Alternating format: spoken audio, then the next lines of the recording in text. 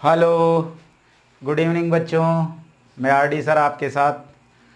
तो आगे बढ़ते हैं। आज अपन अपना जो आज का टॉपिक है वो बीसीसी रह गया था। और एक बात और, जो अपनी इससे पहले वाली क्लास थी उसमें अपन ने एफसीसी की जो संकुलन क्षमता निकाली थी, जहाँ पर मेरे से कुछ मिस्टेक हो गई थी उसे आप सुधार लेना। जैसे मैंने लिखा था ए बी स्क्वायर बराबर बी सी स्क्वायर प्लस ए सी स्क्वायर। इसमें जहाँ ए लिखे थे अपन ने वहाँ पे रूट लगाना उसमें छूट गया था। ये 2a स्क्वायर, ये रूट लगाना अपन स्लिप मिस्टेक हो गई थी, उसे आप सुधार लेना। ओके, उसके लिए सॉरी। तो आज अपन जो हमारा टॉपिक है वो है बीसीसी। अब बीसीसी को आप अच्छी तरह जानते हो कि बीसीसी किसे कहते हैं। इसमें क्या होता है, घन में कोनों के साथ साथ उसके जो केंद्र होता है, उसका सेंटर होता है, वहाँ पर भी परमाणु या गोला होता है। और जो इसकी समन्वय संख्या होती है वो 2 ही होती है, यानी कि 2 को स्पर्श करता है वो, लेकिन दिखने में अपन को दिखाई नहीं देता। वैसे अगर अपन, जैसे ये गोले हैं, ये बड़े बड़े हैं, बड़े बड़े गोले हैं, लेकिन क्या है, इनको ऐसे दिखाने की वजह से अपन ने छोटे बना रखे हैं। अगर बीसीसी का जो बाहरी भाग है गन के आउट वाला, उसको हटाने के बाद बीसीसी ऐसा नजर आता है। ये उसके अंदर जो गोला रखा हुआ है, ये इधर ऊपर वाला जो कोना है उसका गोला है, और ये ही उनका 1/8 जो कोने के हिस्से थे, ये वो भाग है। ओके, ये आप अच्छी तरह जान रहे हो। ठीक है, तो मैं आज जो बीसीसी की संकुलन क्षमता है वो अपन निकालते हैं कि स्टैंडर्ड जो सूत्र है वो तो वही रहेगा जो अपन ने संकुलन क्षमता का निकाला था। तो सबसे पहले इसमें क्या है, तो इसका थोड़ा सा टिपिकल डेरिवेशन ऐसे है कि जैसे ये गोले हैं, ये गोले, ये दोनों गोले इस गोले से स्पर्श नहीं कर रहे हैं। ये बात आपको दिमाग में बिठानी पड़ेगी। केवल ये गोला और ये गोला स्पर्श कर रहे हैं एक दूसरे को। ये 2D में डायग्राम है।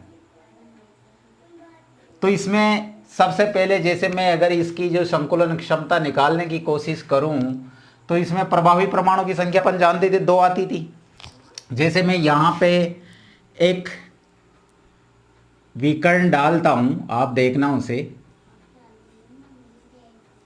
कुछ नहीं है, इसमें केवल 2 त्रिभुज बनेंगे अपने पास, और उसे समझना है। एक लेंथ अपने पास ये, यानी कि ये ऐसे, ये बेटा जैसे 3 गोले में बड़े करके दिखा देता हूं आपको।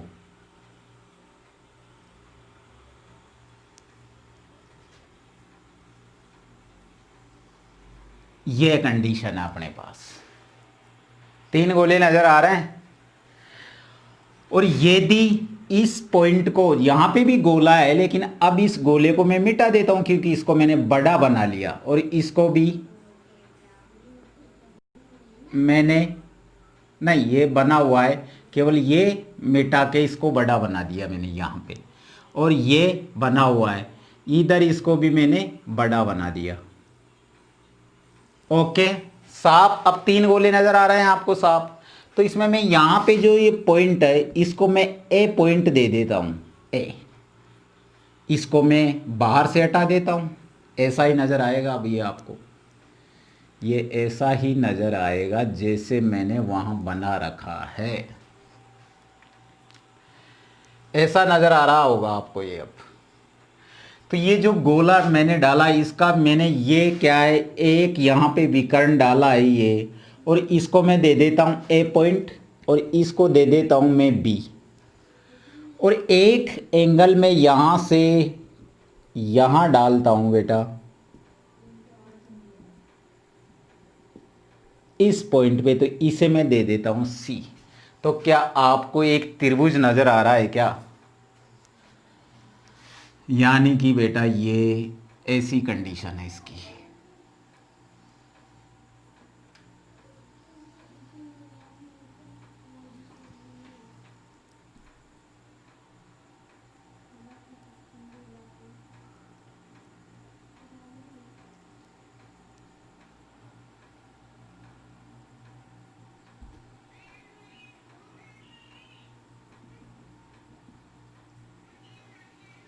ऐसा नजर आ रहा है ये, ये ए है, ये सी है और ये बी है।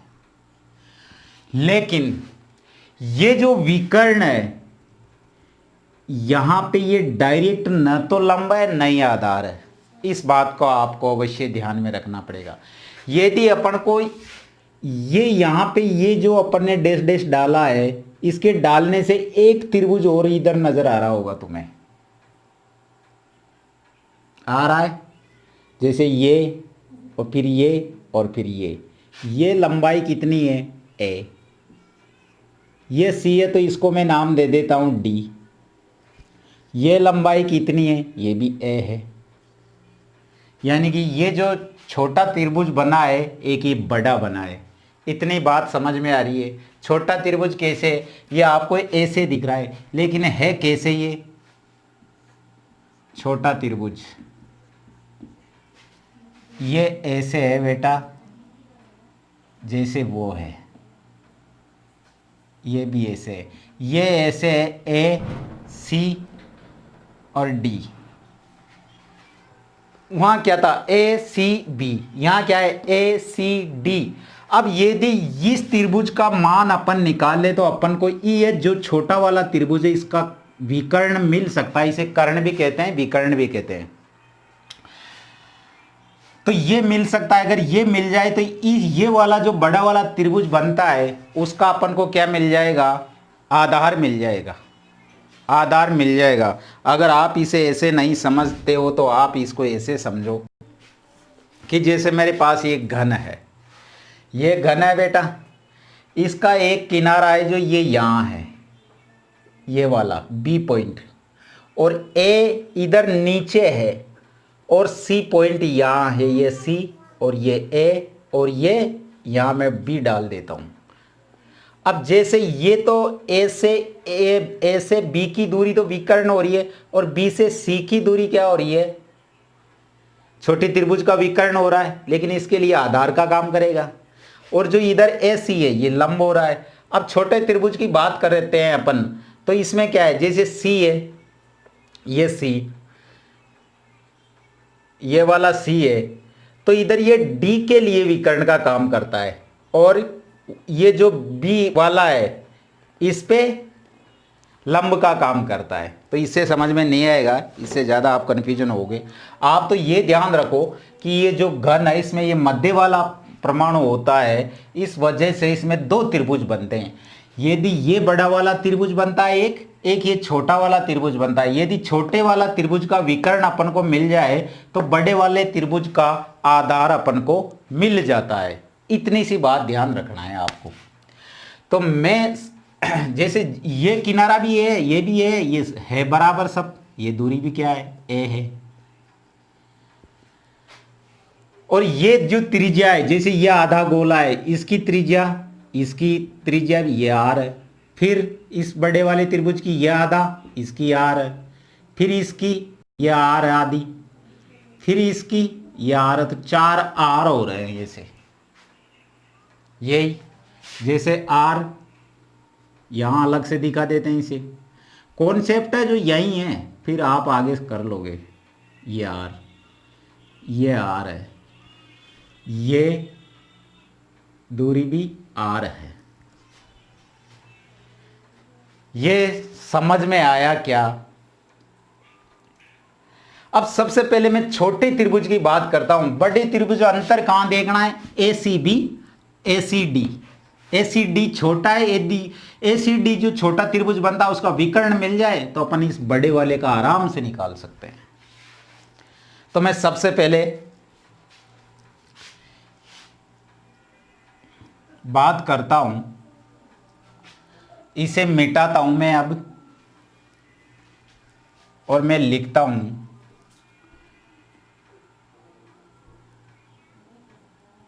त्रिभुज ए सी डी। छोटे त्रिभुज के लिए काम कर रहा हूं मैं। त्रिभुज ए सी डी के लिए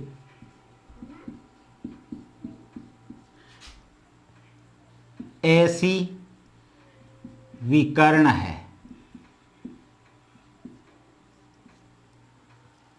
या कर्ण है, दोनों में से कोई भी लिख सकते हो। और सी डी लंब है और ए डी आधार है। ये बात समझ में आ गई। अब इसमें पाइथागोरस में लगा देता हूं, पाइथागोरस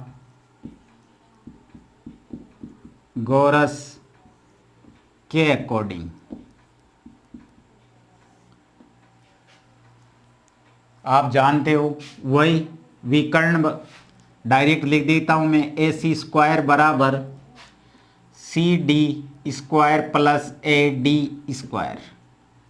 ओके, ए सी विकर्ण है, सी डी लंब है, ए डी आधार है। ए सी स्क्वायर बराबर सी डी क्या है, सी डी बीच की ये किनारे की दूरी है बेटा, ये क्या है कितनी है, ए स्क्वायर, और जो आधार है ए डी ये कितना है, ए स्क्वायर। और जो पहले वाली क्लास थी उसमें यही मिस्टेक मेरे से हो गई थी, उसे आप सुधार लेना, ये मेरा बार बार रिक्वेस्ट है। आगे देखो आप, ए सी स्क्वायर बराबर यदि इसको जोड़ देंगे तो 2a स्क्वायर हो जाएगा ये, ठीक है। फिर मैंने इसका अंडर रूट हटाता हूं मैं ए सी का, तो ये क्या हो गया, 2 के ऊपर अंडर रूट आ गया और a का स्क्वायर हट के ये a रह गया। तो ये अपने पास इक्वेशन नंबर आ गई 1। यहां तक समझ में आ गया क्या। अब बात करता हूं मैं बड़े वाले त्रिभुज की। ये छोटे वाले त्रिभुज का काम अपन ने कर लिया, बड़े वाले त्रिभुज की बात करता हूं मैं। यहां पे त्रिभुज ए बी सी के लिए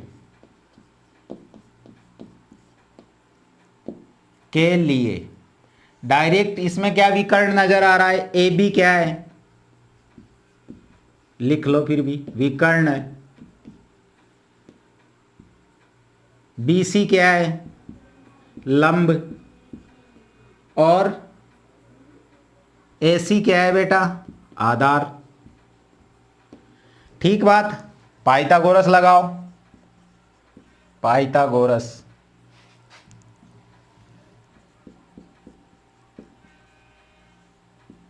के अकॉर्डिंग। बड़ी गलती नहीं होगी मेरे से, जो होगी गलती वो छोटी मोटी कोई लिखने में मिस्टेक हो जाती है। ठीक है, देखो इधर पाइथागोरस के अनुसार अपन देखेंगे तो इसे ए बी स्क्वायर बराबर बी सी स्क्वायर प्लस ए सी स्क्वायर मिल गया। अब ए बी स्क्वायर आगे सोल्व करो, बी सी स्क्वायर कितना है, ए, यहां पे ए बेटा ये ए। अब ये जो इधर इसका आधार है ए सी, ये ए सी अपन को इस छोटे वाले त्रिभुज से कितना आया था, √2a।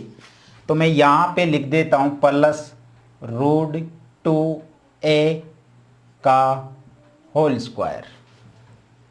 ओके, आगे सोल्व करते हैं अपन, तो ए बी स्क्वायर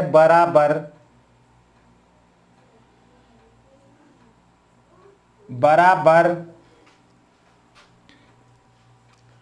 √2a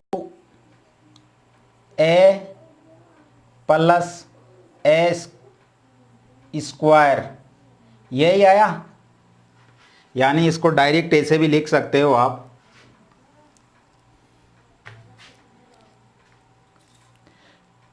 कि ये कितना हो गया बेटा, ए स्क्वायर प्लस 2a स्क्वायर लिख सकता हूं मैं इसको।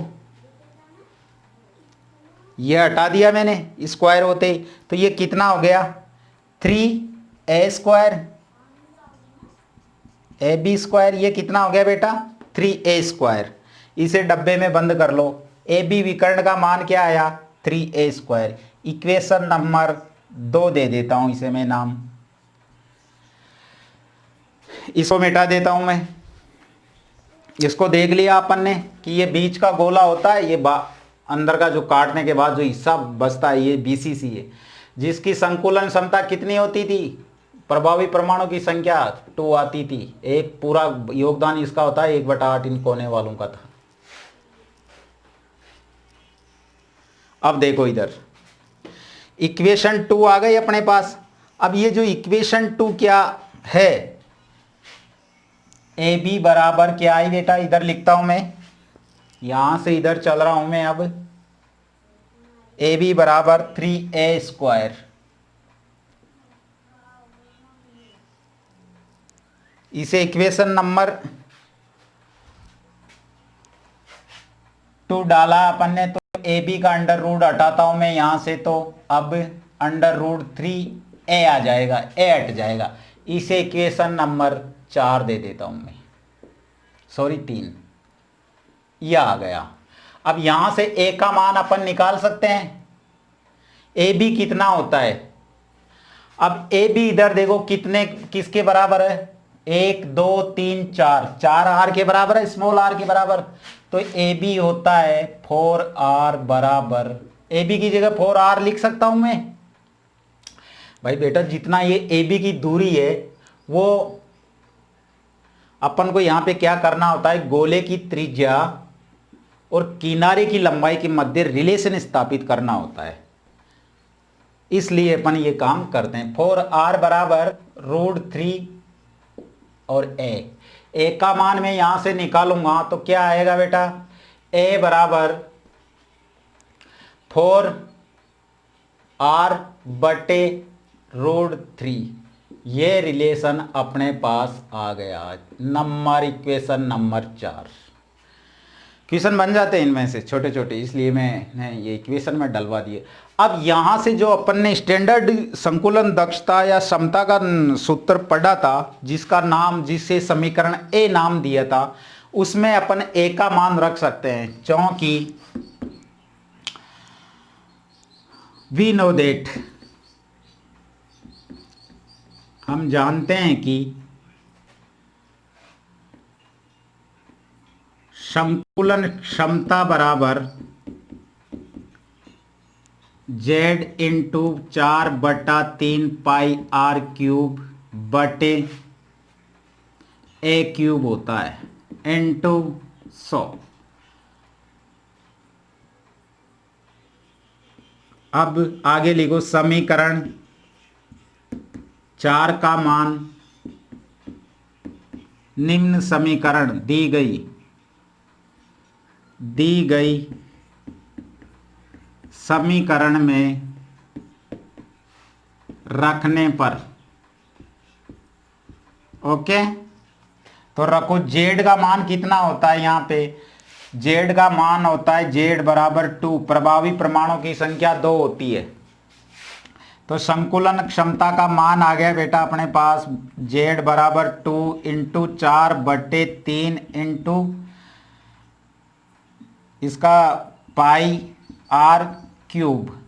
a³ की जगह मैं ये लिख सकता हूं, तो ये मान लिखा मैंने 4/√3 r का क्यूब इंटू 100। इधर फिर इसको आगे सोल्व करते हैं अपन, तो अब आप भी सोल्व कर सकते हो इसे। संकुलन क्षमता बराबर 2 इंटू 4/3 इंटू पाई को मैं 22/3 लिख लूं, 22/7 सॉरी, r³। इधर जो 4 है इसको मैं लिखता हूं 4 इंटू 4 इंटू 4, इधर √3 इंटू √3 इंटू √3, और इसको लिखता हूं r³ से r³ कैंसिल इंटू 100। अब बेटा इधर मैं मिटा देता हूं, इसकी जो आधी कैलकुलेशन है अपन इधर करेंगे।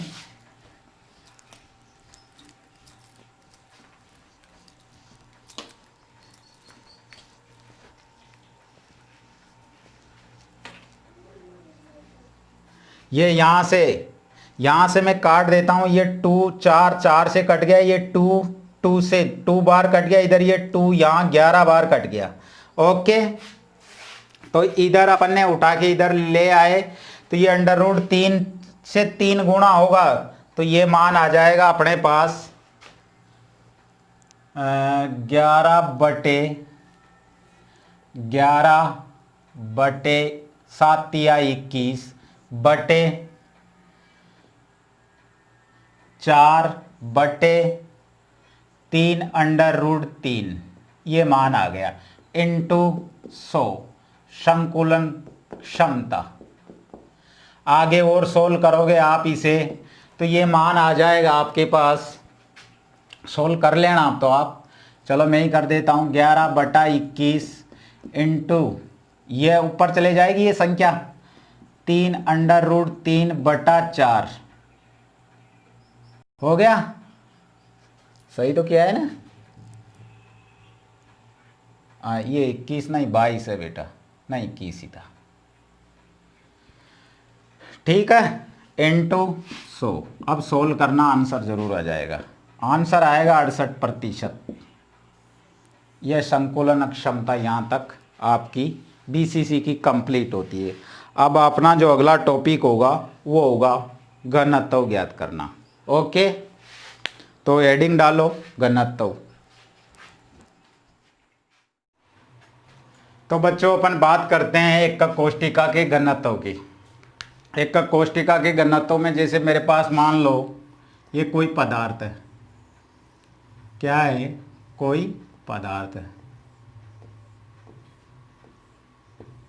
और ये पदार्थ कई सारी एकक कोष्टिकाओं से मिलकर बना है। कई सारी ये पदार्थ है, या इसे ठोस क्रिस्टल जालक भी कह सकते हो आप, ठोस क्रिस्टल जालक। अब मैं ये बात पूछना चाहता हूँ आपसे कि जैसे मैंने इनमें से एक कोष्टिका बाहर निकाल दी, इधर ये बाहर निकाल ली मैंने, इधर एक एकक कोष्टिका बाहर निकाल ली, ये ए है, ये ए है, ये ए है, सारी भुजाएं कितनी बेटा, ये सभी भुजाएं क्या है, ए है। ओके, तो क्या जितना घनत्व इस क्रिस्टल ठोस जालक का होगा उतना ही घनत्व इस एकक कोष्टिका का होगा क्या? यहां से निकालिए मैंने इधर। अब मुझे तो लग रहा है कि इन दोनों का बराबर होगा, और आपको क्या लग रहा है? आपको लग रहा होगा कि सर बराबर नहीं होगा। क्यों नहीं होगा? क्योंकि सर इसका द्रव्यमान अलग है, इसका आयतन भी अलग है, और इसका द्रव्यमान अलग है, इसका आयतन भी अलग है। तो अलग कैसे हुआ? तो इसे ही देख लेते हैं अपन। लेकिन मैं बोलता हूं कि एक ठोस क्रिस्टल जालक का घनत्व बराबर एकक कोष्टिका का घनत्व, ये बराबर होगा। अब इसे मैं सिद्ध कर देता हूं आपके सामने। जैसे देखो, घनत्व अपन जानते हैं कि घनत्व क्या होता है। घनत्व क्या होता है बेटा? द्रव्यमान बटा आयतन ही होता है। अरे बोलो, आयतन ही होता है, यानी कि यही होता है D/m/v। और इसको मैं ऐसे भी तो लिख सकता हूं ना, m बराबर D/v, ये भी तो लिख सकता हूं। अब मुझे इनमें बताओ आप, m और v में रिलेशन है क्या? कौन सा रिलेशन है? समानुपाती रिलेशन है, समानुपाती रिलेशन है। यानी कि m बढ़ेगा तो v भी बढ़ेगा, और m घटेगा तो v भी घटेगा। यानी कि इफ यदि m बढ़ता है तो v भी बढ़ता है, और यदि m घटता है तो v भी घटता है। ये बात किस किस के समझ में आई? अब जैसे m घट रहा है, बढ़ रहा है, तो v भी बढ़ रहा है, तो घनत्व क्या? स्थिर रहा, स्थिरांक रहा, तो इसलिए बराबर होगा। सिद्ध कर दिया मैंने। ओके, अब बात आती है एकक कोष्टिका के घनत्व की। तो अपन देख लेते हैं एकक कोष्टिका का घनत्व। इनको उतार लो आप। एकक कोष्टिका का, ये कोष्टिका है, एकक कोष्टिका का घनत्व बराबर एकक कोष्टिका का द्रव्यमान, ओके, बटा एकक कोष्टिका का आयतन। ओके बेटा, ठीक है। अब मुझे ये बताओ, एक कोष्टिका का द्रव्यमान कहाँ होता है? ये समीकरण नंबर 1 दे देता हूं मैं से, काम आएगी अपने। एक कोष्टिका का तो द्रव्यमान होता ही नहीं है। अरे वो तो एक शेप, एक मॉडल है, ये एक कोष्टिका है, तो इसका द्रव्यमान कैसे निकालूं मैं? एक कोष्टिका का द्रव्यमान नहीं होता बेटा। द्रव्यमान वो होता है जी, उसका होता है जिन कणों से मिलकर एक कोष्टिका बनी है, और उन्हीं कणों का द्रव्यमान होता है। अब ये कई सारी कणों से मिलकर बनी हुई है और मुझे इसका द्रव्यमान ज्ञात करना है, तो प्रत्येक एक कण के द्रव्यमान, यदि एक कण का द्रव्यमान मुझे मिल जाए और उससे मैं सारे कणों को गुणा कर लूं या मल्टीप्लाई कर लूं, तो एक कोष्टिका का द्रव्यमान मुझे मिल जाएगा। ये बात समझ में आई कि नहीं आई? इस बात को ध्यान में रखो।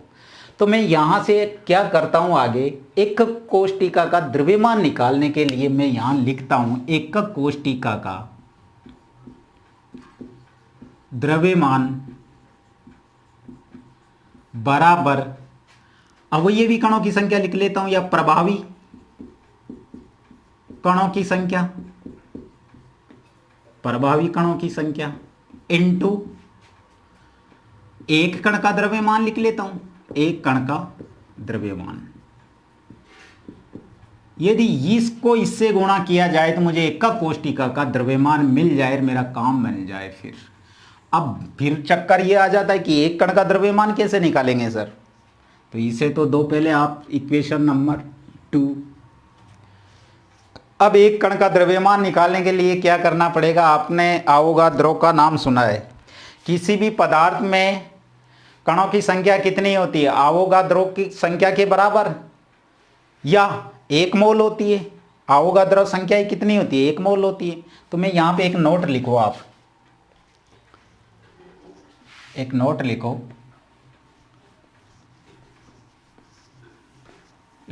नोट लिखो। जब किसी पदार्थ में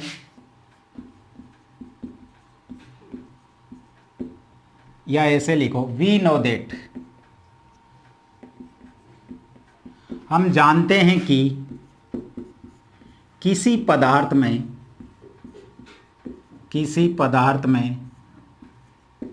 उपस्थित कणों की संख्या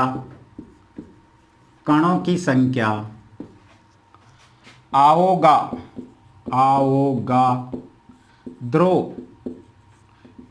प्रति क्या होता है? यही होता है, एन ऐसे रिप्रेजेंट करते हैं अवोगाद्रोस, और होती कितनी है? 6.22022 इंटू 10 के पावर 23। कई किताबों में इसे 23 भी लिखा होता है, सही ज़्यादा यही मानी गई है। अवोगाद्रो किसी पदार्थ में उपस्थित कणों की संख्या अवोगाद्रो संख्या के बराबर होती है जिसे 1 मोल कहते हैं,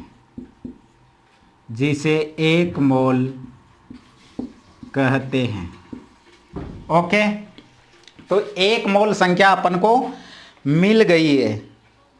ओके बेटा, अब क्या करना पड़ेगा अपन को? 1 मोल पदार्थ को यदि मुझे 1 मोल जो द्रव्यमान होगा 1 मोल का, उसे ग्राम में निकालना है, तभी मुझे वहां पे अपने क्वेश्चन सोल्व हो पाएंगे। तो मैं यहां लिख लेता हूं बेटा, 1 मोल पदार्थ का द्रव्यमान, इधर आ जाओ आप या यहीं लिखो, 1 मोल पदार्थ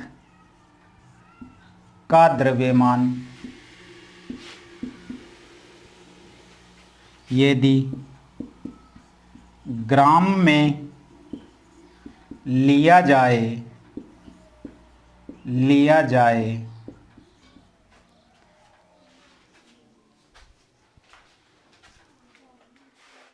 तो यह संख्या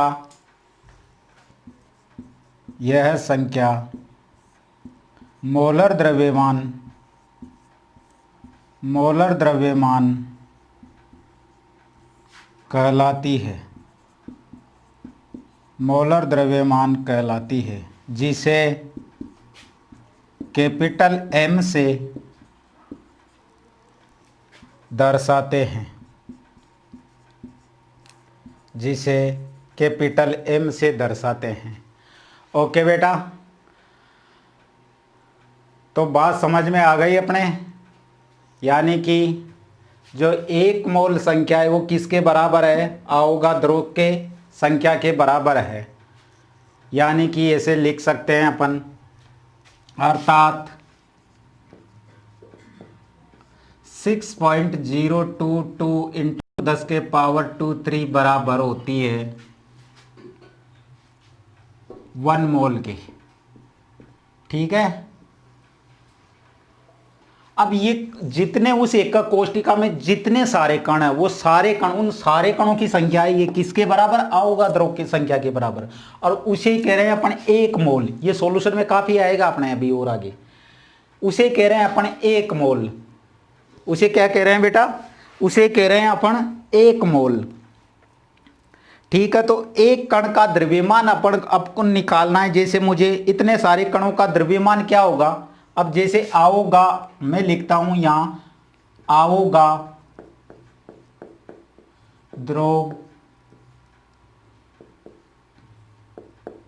कणों, यानी 6.022 10 के पावर 23, या इसे ही लिख देता हूं Na। अवोगाद्रो कणों की संख्या का द्रव्यमान कैपिटल M है।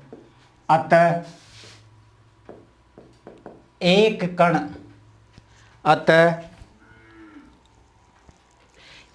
कण का द्रव्यमान हो बराबर कैपिटल M बटा Na।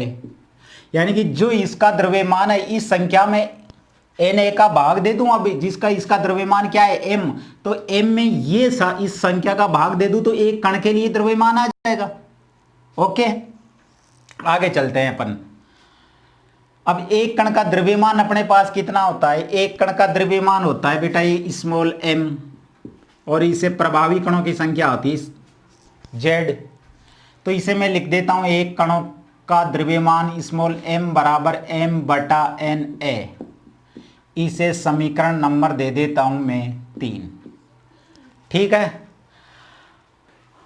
अब इसका मान उठा के मैं यहां रख देता हूं, ध्यान दो आप, समीकरण 2 में। तो समीकरण 2 का मान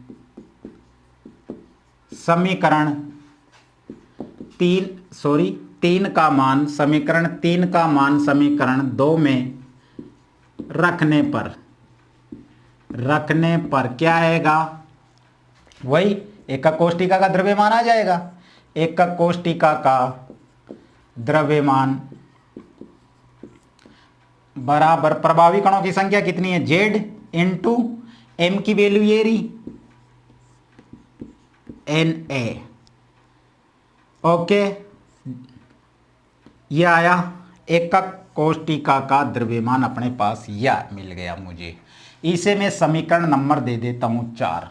अब ये जो 4 नंबर समीकरण है इसको मैं फर्स्ट समीकरण में इसकी वैल्यू पुट कर देता हूं। तो लिखो वही एकक कोष्टिका का, अब लिखो एकक कोष्टिका का घनत्व यानी स्मॉल d बराबर एकक कोष्टिका का द्रव्यमान क्या है, यह है Z into M upon Na बटे वॉल्यूम एकक कोष्टिका का आयतन है। ये इक्वेशन अपने पास आ गई। इसे मैं और आगे खोल लेता हूं। तो D बराबर Z अपॉन V।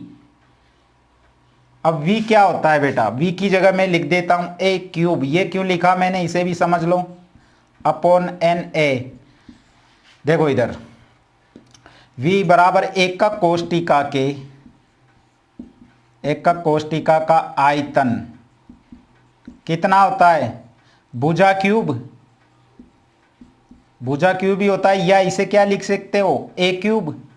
अरे भाई यही तो होता है। अब V की जगह मैंने इसकी वैल्यू रख दी तो ये आपका सूत्र आ गया। और इसे ही करना है आपको MTR केवल। ये सारा कचरा हो गया।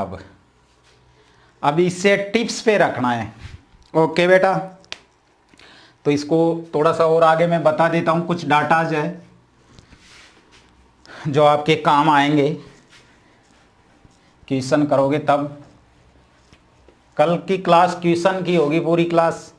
देखो इधर, यहाँ पे यही सूत्र आया अपना, कौन सा, D बराबर Z upon A cube into M upon NA। इसे ही तो किया अपन ने MTR। ओके बेटा, यहाँ पे M क्या है, मोलर द्रव्यमान। मोलर द्रव्यमान किस में लिखोगे, ग्राम में ले लो, ग्राम में। इधर देखो Na क्या है, 6.022 इंटू 10 के पावर 23 एटॉमिक मास यूनिट। और Z क्या है, प्रभावी परमाणु की संख्या या कणों की संख्या, प्रभावी कणों की संख्या। ओके बेटा, अब क्या बचा, A, घन या कोष्टिका, एक कोष्टिका का आयतन कितना होता है, भुजा क्यूब। और क्या बचा बेटा, घनत्व D, एकक कोष्टिका का घनत्व क्या होता है, यूनिट क्या होगी, ये ग्राम सेंटीमीटर इनवर्स क्यूब, यही होगी। ठीक है, तो ये अपना जो घनत्व दिया गया है वो कंप्लीट हो चुका है। अब बात कर लेते हैं अपन, जो कुछ डाटा यूनिट है, यूनिट कन्वर्जन आएगा अपने थोड़ा सा। जैसे इंपॉर्टेंट चीज़ें लिख लो थोड़ी सी। और यदि मान लो उसने दिया है मान लो बेटा, उसने दिया है मान लो क्या, एंग्स्ट्रॉम वैल्यू, पिकोमीटर और नैनोमीटर। एक एंग्स्ट्रॉम है, ये एंग्स्ट्रॉम है। इसको मुझे चेंज करना है किस में, मीटर सेंटीमीटर में। तो क्या होगा, ये 1 इंटू 10 के पावर -10 मीटर, या इसे ही मैं लिख सकता हूँ 1 इंटू 10 के पावर -8 सेंटीमीटर। ठीक है, और आगे वैल्यू दी गई है, मान लो 1 नैनोमीटर है हमारे पास। तो इसे मैं लिख सकता हूँ 1 इंटू 10 के पावर -10 मीटर, नहीं 8, या 1 इंटू 10 के पावर, बेटा 9 होती है नहीं, तो 9 इंटू, और ये सेंटीमीटर में कन्वर्ट करूँगा तो क्या होगा, 7। इधर पिकोमीटर है, एक पिकोमीटर को वैल्यू होती है 1 इंटू 10 के पावर -12 मीटर, मीटर में इतनी होती है। और सेंटीमीटर में 1 इंटू 10 के पावर -10 सेंटीमीटर। तो ये चीज़ें भी काम आएगी आपकी। तो ये क्लास कंप्लीट होती है अपनी, क्वेश्चन कल करेंगे। ओके बेटा, तो all the best, thank you. Channel को लाइक एंड सब्सक्राइब अवश्य करें। Thank you.